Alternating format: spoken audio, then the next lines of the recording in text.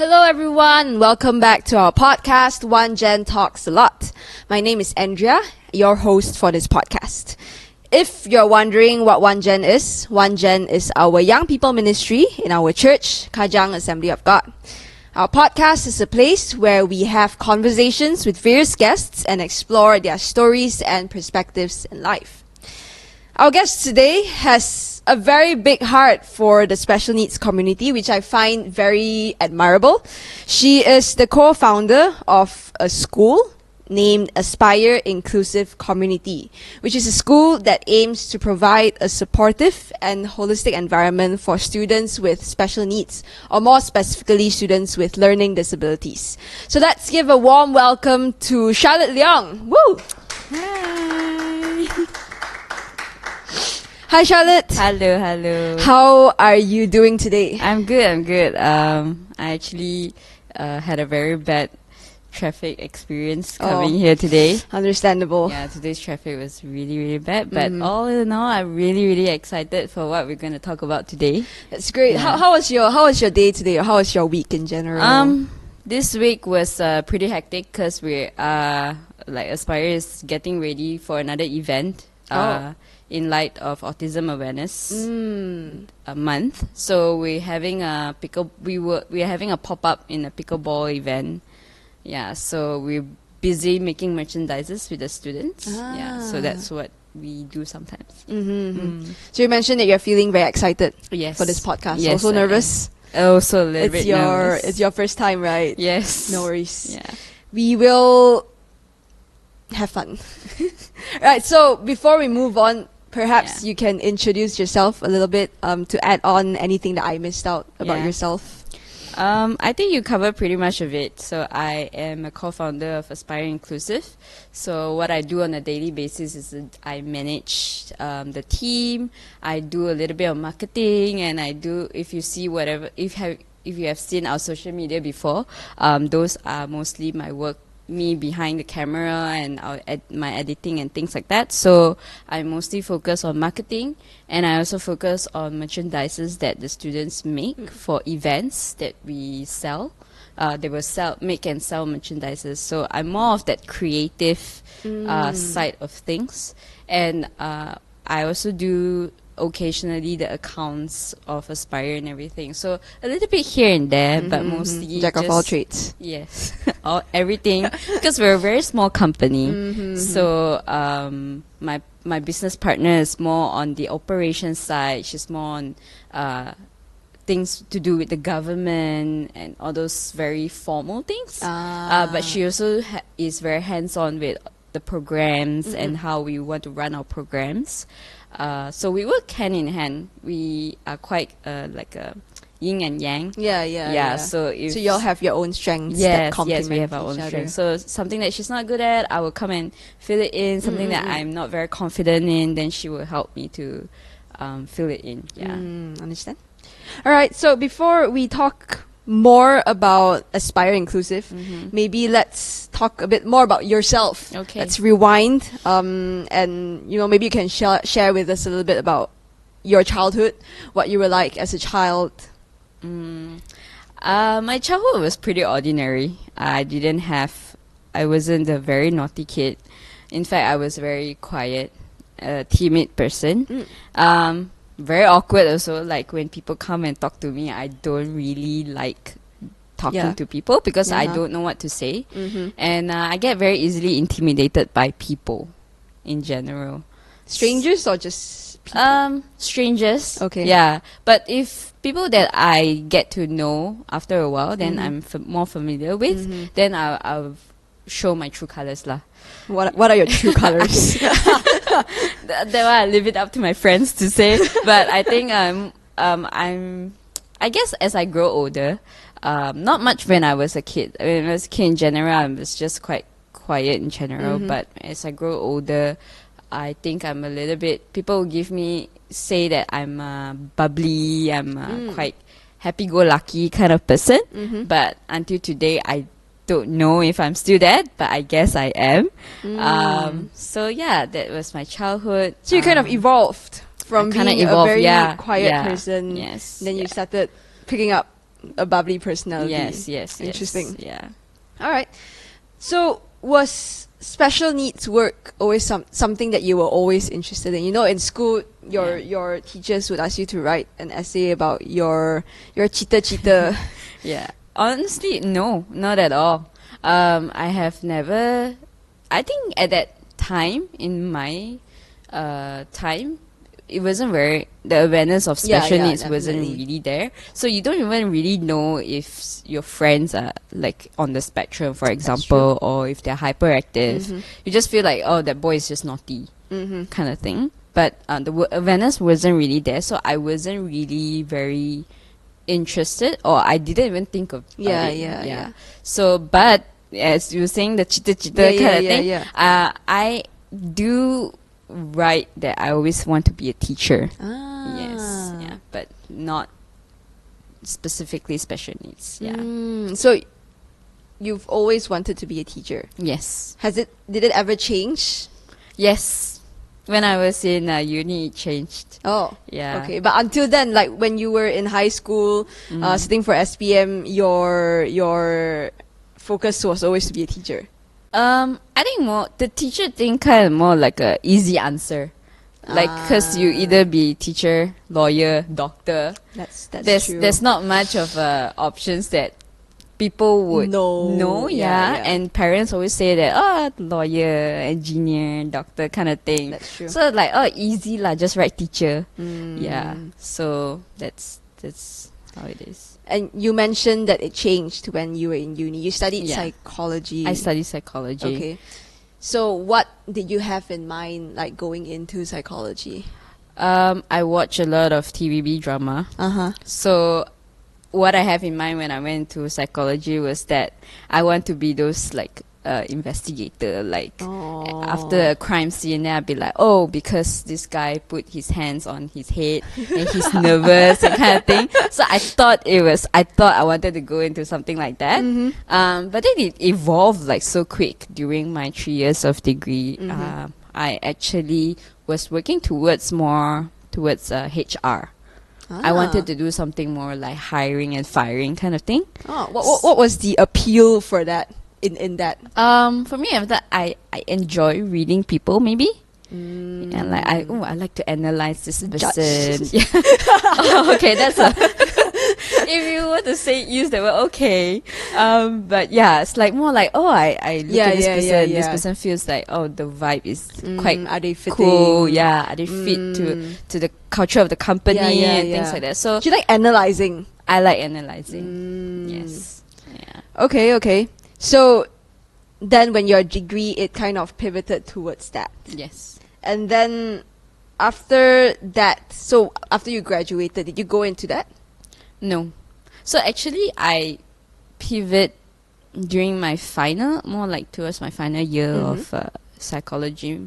I had no choice in terms of elective. I had to take an elective during that semester, and I only have a few options of elective, and one of them is crime psychology. And at that time, I really lost interest of like those things. And another one was learning disability. So then I'm like, since I always wanted to be a teacher, why don't I just try, you know? And I went into it, and we actually have to go to field work, and we actually have to visit few schools that is teaching special needs children. And I visited some of those places, and I was very, very interested in the things they do. And I'm like, oh, okay, this is actually something that I can consider doing after I graduate. So that's when I totally forgot about HR. I did try to apply to work that is HR related, but then I was also trying on special needs education side of things. Right. So that was your first encounter, first proper encounter, the encounter that made you change your mind and lean towards this. Yeah. All right. So then after you graduated, you went into this line of work. So did you work at centers first? Yes, I work at center. Can you share a little bit more about those experiences that you had? I started my what I first did when I first came out was I was a shadow aide. What a shadow aide does is I go to the school with the student. For example, this child has autism, and I follow this child to school, and I help this child to adapt to the school environment. So it's a normal school? It's an international school, yes. It's a normal school. So I teach them how to blend in with the other kids, how to make conversations, and how to also help the teaching team in the school to teach that particular student a different way of teaching. Yeah, because sometimes the general way doesn't register to him. So the teacher also makes a little bit of effort to tweak their lessons so that he would understand as well. So that's my role for the first year of my career. At the same time, I was also doing therapy. Yeah, mostly working with autistic students. Yeah, children, teenagers, yes, children, mainly mostly children. Yeah. So that was kind of like job coaching, but for students. Yeah, it's really interesting. Yeah. So you would work under a center that just does specifically this. They have a mix of therapy as well. Okay. Yeah, so they have both shadow aid and also therapy. So that was your first year? Yes. First 2 years. First 2 years? Yes, I was in the company for 2 years. And then after that? Then after that, I moved to another company where it's more of an inclusive school. Okay. So they have a mixture of neurotypical students and neurodivergent students, so both mixed together. And it's more of a classroom setting rather than a one-to-one basis. So for my first company, we're more to one-to-one basis. Every teacher have one student kind of thing. But in my second company, it's more of like a classroom setting where one teacher have, for example, 5 students. Yeah, so that was my second company. Then after that, was that when you started? Yes, that was when I started Aspire after that. So what made you step into this decision? So when I was in my second company, actually my second company was during MCO time that had a whole turnaround. They couldn't pay the teachers. So each of the teacher have to make a decision if we want to leave the school or we want to stay on, not knowing if we will get paid. So then that was a tough time where I have to make a decision where do I stay without getting paid or do I leave? Also high chances that I might not get another job immediately because it was the MCO period. So then I decided to get out of the school. And then actually there's a senior teacher that approached me, 2 senior teacher and my current business partner approached me, say, hey, we're thinking about starting a school. Would you want to join us? So then that's where I was like, oh, okay, since I have nothing to do and I have no other companies to go, so I joined them. But at that time, I wasn't a business partner yet. Yeah, so I was just mainly part of their pioneering setup team. Yeah, but I wasn't part of the business. Yeah. So then when did you start playing a more active role? So it was around 2022, 2 years after MCO. The senior teacher that started the whole thing told me and my current business partner, say, hey, I'm letting go right now. I want 2 of you to run the school. And I'm just here to play a role like where I help you to start. And then it's like I help you to start this business, and then now I'm letting go. So basically, it was a transition from one company to another lah. But then our business, in terms of like business partner wise, we come out. Somebody came out and I went in. Okay, yeah. So I'm not gonna go so into detail. I think I'm going too much in detail. But yeah, that's what happened. Yeah. So you had 2 working experiences before Aspire Inclusive, Yes, right? yeah. So how did those experiences shape you or help you with your current role in Aspire Inclusive? In so many ways, actually, because for both companies, I do so many Yeah, different true. things. The way I teach is different. Mm-hmm. Yeah. So when I was in my first company, I was mainly doing a lot of therapy work. So it's very intensive. It's very like focused on one child. Yeah. And I didn't really like that setting because I Ah. feel like the child's very isolated. They always only work on their own. Mm-hmm. They do have activities where they work with other students as well, but very minimal. But when I was shadowing, actually, when I was doing my shadow aid work, and I see the impact of how special needs individual do so well learning from the rest in a group. Yeah, so then I got more interested into inclusive learning. So inclusive learning is where there's a mix of students, Yep. neurodivergent and neurotypical students together, and I gotten very passionate in that setting. That's why my second company, I was in that environment. So then now we try to have to build Aspire. That's why we call ourselves community. Yep.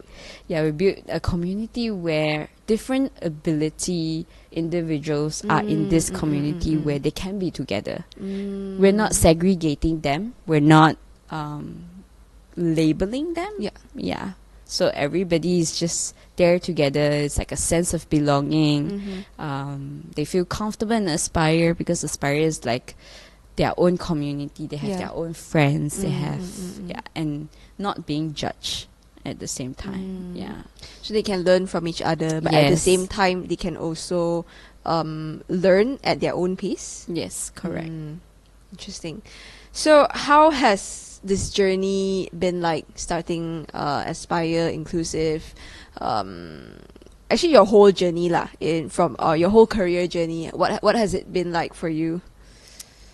There were a lot of up and downs because dealing with special needs students, I would say, is not easy. I think if any teachers out there, if you're teaching a class, you would know that neurotypical kids is also not easy. Yeah, definitely. And now as special needs, Yes. and the way they learn is so different, and it really teaches us to be flexible. And not to only fix on one way, but to figure out different ways to educate them. Yeah. So I think there were a lot of moments during my work that is very frustrating because I don't know how to help them. To be honest, there are sometimes like I don't know how to help you. But what I can do is I will find ways to teach you what you need to learn. If this way doesn't work for you, I can find another way. So, but in all that, those are the downs lah. The downs are like quite frustrating because you don't know how to teach them. They're frustrated and you're frustrated. And then, but the joy behind that is that when they actually get it, when they actually finally understand what you're trying to teach them, and that really, really makes you feel like, yes, you did it. And it's not just about yourself. It's also about the other kid as well. Like, I'm so proud of you that you finally understand how to do simple addition, for example. It's so little things that they struggle with, like the things that it's like breathing for us, but it really takes so much effort for them to learn and to actually perform. So and at the end of the day, the thing is they always come back to you. Like, even though sometimes you're very firm with them, you're trying to say, hey, no, do it this way, but at the end of the day, they still acknowledge you. They really, really appreciate the effort and the time that you spend. I have a student where because the mom says that he's a little bit he will test boundaries. So then we are quite firm with this kid, but at the end of every day, even though after we discipline him, after we are being very firm with him, at the end of every single day, he will make sure that he'll come to us and say bye when we leave for work. Yeah, so he always say bye, bye, bye. Even just right, like few seconds before he just got a good scolding from us, he will always say bye. So that's the little joy that I get from my work. This is just one of the example, but there are hard times, but there are also times where there's a lot of joy when you see them achieving. Yes. Just now you mentioned a lot of the times you have to learn how to be flexible and you have to find different ways to teach your students. Yeah.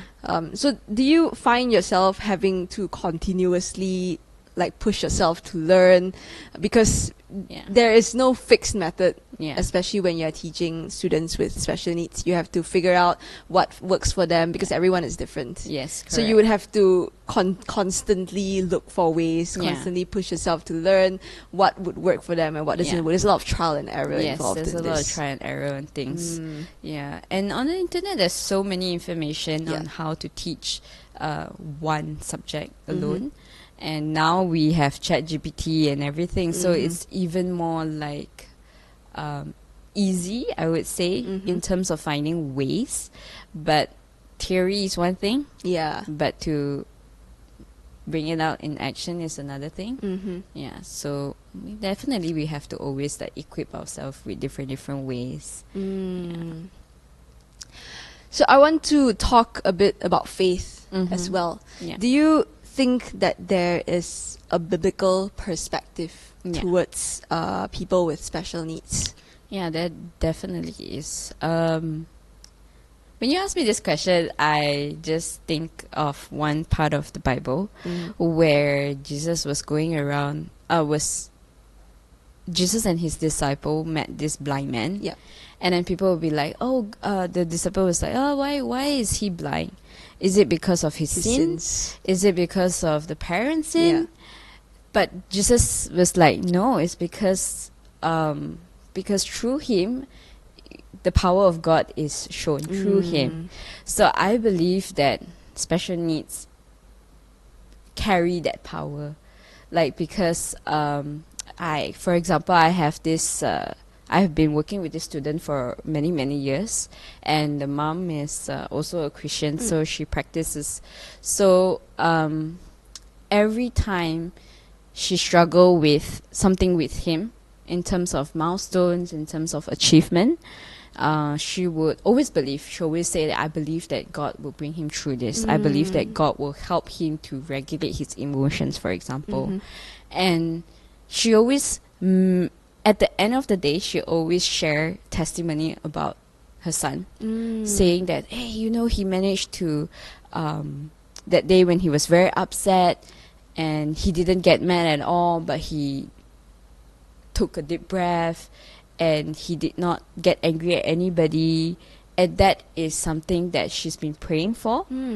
And she's seen that in him, and she feel even more encouraged to practice her faith, and because without seeing how God worked in him, I think she would probably be like, I'm done, like, because she keeps seeing like results of like, God is, I can see God's hands in his life. That's why I always believe. I will never, like, that's why God, to her, is like, God is always so good. Like, no matter what, I believe that my son will go through every step of struggle. Yeah, so I think, definitely there is God made them in his very image also. And I think we as Christians also, we need to see it from God's perspective. I think that's a very beautiful way to put it, because I think a lot of people, when they look at people with disabilities or people with special needs, they wonder, kasihan them, or Yeah. they have to live like that, or they have to live being less, or kasihan their parents, or they question, why did God make them like that? Yeah. They consider it like a flaw. But then it's also like what you mentioned, a way for God to display His glory, Yeah. to also touch their lives, the lives of the people around them, and also to see God's goodness as well in the little things happening in the lives of these people every Yeah. day. Yeah. Which is a very beautiful perspective, I would say.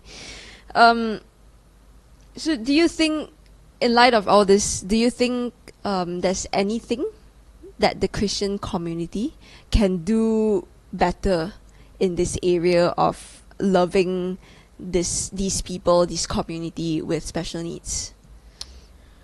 I think to love somebody, you need to also a little bit of awareness needs to be there. Like you need to understand why is this person not responding when you talk to them. For example, if someone with autism, if you talk to them, you say hi, and if they draw back, you need to have that awareness of like, oh, it's not because they're ignoring me, maybe because they are uncomfortable. Yeah, so I think first maybe have a little bit of knowledge, also on what all different kinds of special needs individual, and also how they communicate. In terms of the community, I would say that the first thing is the non-judgmental thing. Like, because I think families, especially with special needs children, they walk through a very lonely journey. It's a very lonely journey, and a lot of parents that comes to us to rant, to just like, I just want to let it out kind of thing. And it's because they don't have an outlet to do that. And I think that's a very good platform for the church to be that, like to be that outlet for them. And without being judgmental and without expecting them to perform as well. Like, it's just pure kindness, pure, like, I care for you. That's all. And that's just like the bare minimum I think people can do. Maybe just want to add on a little bit, because recently last year Aspire have an event with the parents. We call it Aspire Together, and this is where we actually have two programs going on at the same time during this event. One of it is we just put the kids aside. Like, we got our teachers to focus on the kids, to do activities. And then on our side, like from more of like me and my business partner side, we focus on the parents. Like a parent support group. Yes, like a parent support group. So we actually did like a whole, what do you call that actually? Like, we call up a few parents to the front, and then they were sharing their experience, not only from mother's point of view, but also father's point of view. So I think sometimes people overlook the fathers. Because mothers are just naturally the nurturing. The caretakers. The caretaker. But people forgot about the fathers. So then, so we created this platform for them to learn from each other. And the response really surprises, because so many people like share with each other, even to us, saying that they always don't know where to go to ask for advice, because friends or relatives in their circle have neurotypical kids. It's different. So they don't really know where to go to, who to go to, and that's why the community itself is really encouraging for them, and they were so excited for it. And it's because for the longest time they've been going through this journey on their own. And I would encourage like even churches to have a community for all these kind of parents with special needs individual, to really build. Doesn't have to be something so formal. It's just a space for them to share their struggles and to learn and to pray for each other also. So I think the church, that's what I think the church can do. How do you think, like, what do you think about the current level of inclusivity and accessibility of churches towards the community? I think there's a lot of work to be done, honestly. Because coming to a service itself is so overwhelming. Yeah. There's music, there's like loud noises, there's like the lights all over. People everywhere. People everywhere. So I think that itself is so overwhelming already. So I have parents like don't really want to bring their kids out to the mall, to the public, because it's so overwhelming for them. So I guess in terms of that, to create I